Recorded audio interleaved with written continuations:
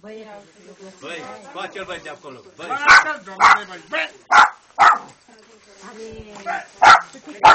Vasile, ia pregătește apă.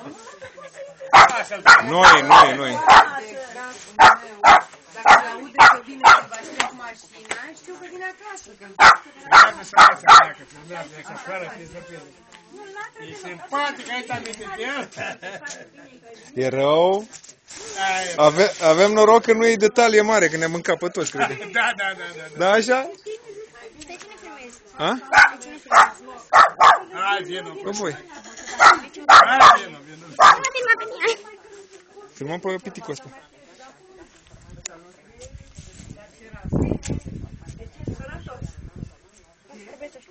De ce? Ce ai mă cu neacostică? Bă, de ce ai mă cu?